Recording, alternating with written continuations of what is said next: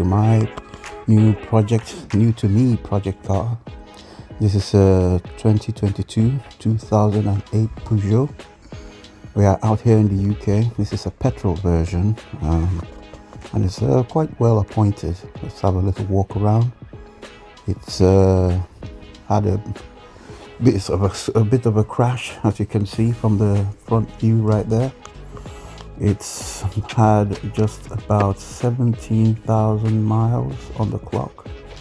It's a very nice vehicle out here in the UK. I don't know if they get this model outside of the UK and Europe, but yeah, it's really nice. As you can see, apart from the crash point. Coming into the interior, it is nice, comfy. You know, it's got nice bits and pieces in here. I can just step inside. There we go. Yeah, it's a beautiful spec. And these cars are getting far more and more sophisticated by the day.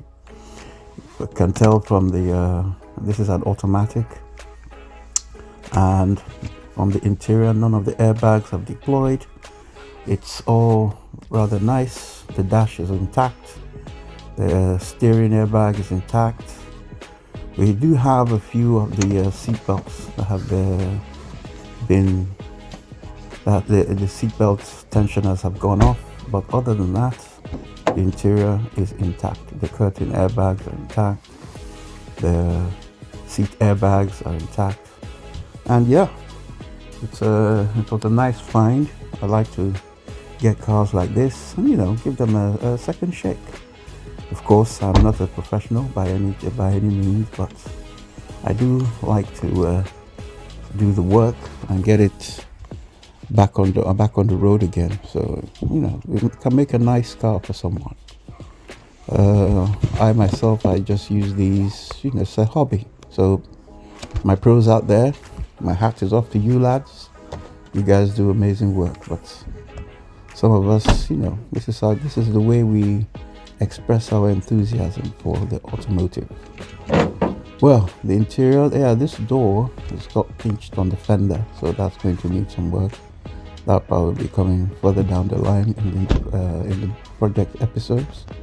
But for now, we center our attention on the suspension, because this has taken some rather large damage to the suspension. As you can see there, the lower control arm is completely bent, and I think it's affected a few other components of the suspension. If I can get in there for you to see the drive shaft, but no, my phone is rather chunky, so I can't really get a proper view without dismantling the suspension, so everyone can see what's actually gone wrong here. But other than that, yeah, everything else looks okay. The links are still all right. The drive shaft, the tire rods are still intact. It's just this lower control arm that is completely bent. So moving back into the interior, other than that, there are no leaks or cracks in the gearbox. So the car does run and drive. It does start. I'll just start it up real quick. Yeah, fires right up.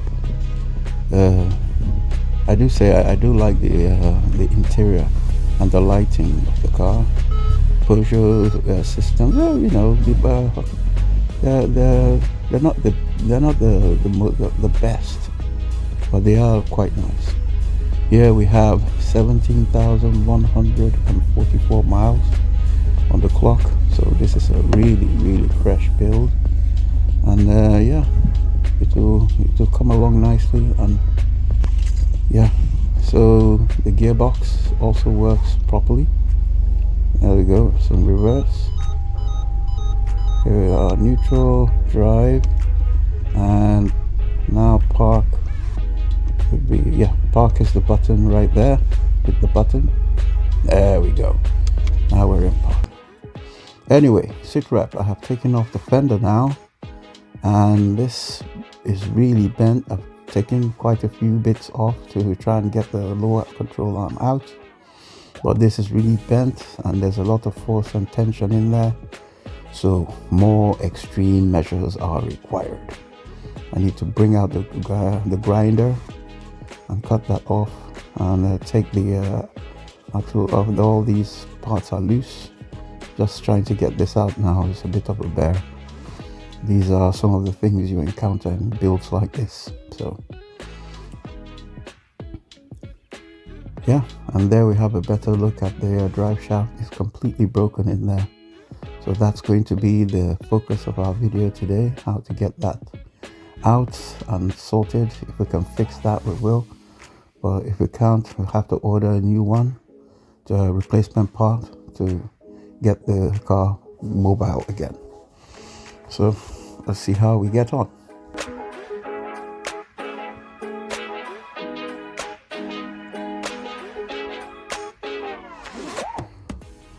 Right, we're making progress. A lot of the tension has come out. We're taking that out now, but this bend is still causing a lot of problems for that end there to come out. So I think I'm gonna have to cut it off so it can come out a bit more easily. That bend is causing a lot of tension and it's not making it easy to come out. So yeah, other than the drive shaft, it's looking good. You can see the part number right there. So that's what we're going to be focusing on. Let's see if we can get that out through more extreme measures than we've adopted. That's a huge one. I think that's a 37 or 36. I need to pop down to Halfords and get me one like that. Finally, success. We have it out. You can see that is not looking good. Wiggle, wiggle, wiggle. That is not looking good. It's not meant to droop like that. It's meant to be solid like the other end there. So we shall take that with us and sort it out. Happily, no leaks, so we can work with that. I shall stick it here in my little mobile, my little mobile toolbox there, and yeah, at least we've got it out. We can sort it out now and bring it back and fit it back to the car.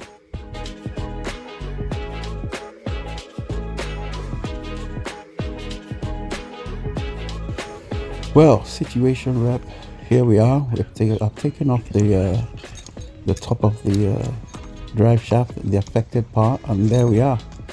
It is completely mangled in there. You just have one of the that tripod is completely broken on two ends. As I took it out, it fell right apart. That's one that fell right out right there. And I think I shall be able to find one of them.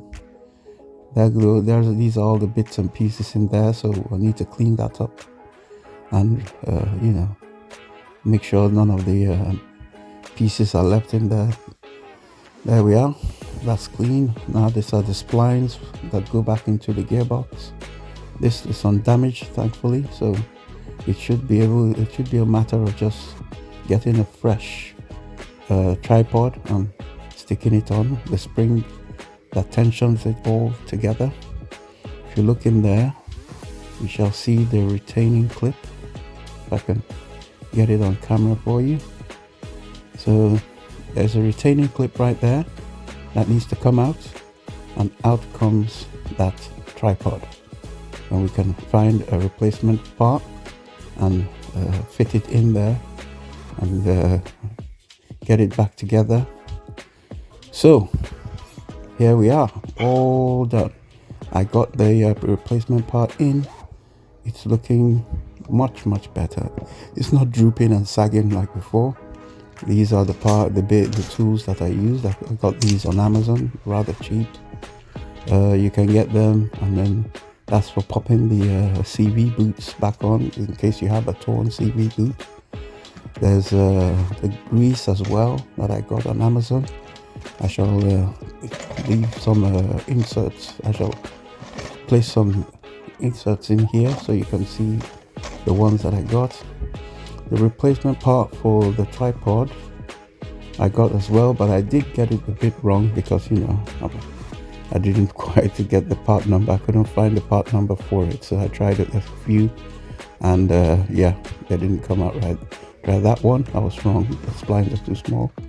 Then I tried that one, but this it was too big. It needed a, I think that's a 28, and I needed a 21.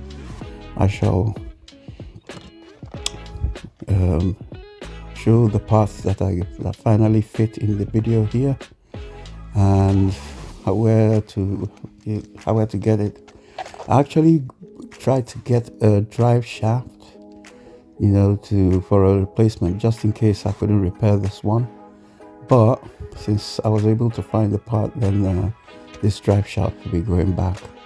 So because I'd rather just fit the part that came with the car. So that one was for a manual, and the car is an automatic, so it had a few differences anyway. So I'd rather just run what came with the car with the new tripod. It was cheaper also, and you know, informative, because I didn't have to chuck it away. So let's fit it back on the car. Here we go.